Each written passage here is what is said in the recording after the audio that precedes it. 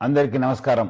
ఈరోజు నేను ముఖ్యంగా ఆడబిడ్డలకి వారి తల్లిదండ్రులకి ఒక ముఖ్యమైన విషయము వాళ్ళ దృష్టికి తీసుకురావాలనుకుంటున్నాను. అందరికి తెలుసు, ఆడబిడ్డలకి పెళ్లి అనేది ఒక ఇంపార్టెంట్ ఘట్ట.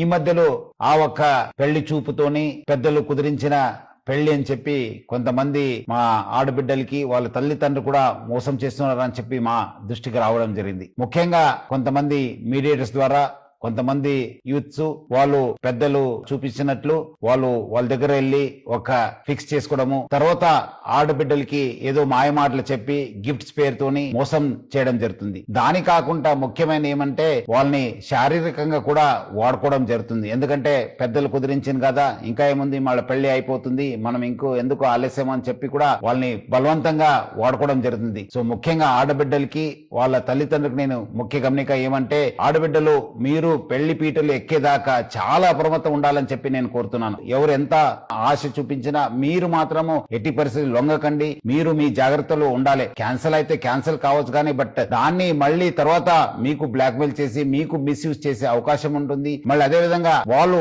మళ్ళీ వేరే వాళ్ళని కూడా మోసం చేసే అవకాశం ఉంటుంది. సో ఎవరు కూడా మీకు పెళ్లి చూపులు అయింది, మీరు ఫిక్స్ అయిపోయింది, ఎంగేజ్మెంట్ అయిందని చెప్పి ఆ ఒక్క ఆశలు తీసుకుని మీకు మోసం చేసే అవకాశం ఉంటుంది. అందుకు మీరందరూ కూడా బాగా అలర్ట్ ఉండాలి.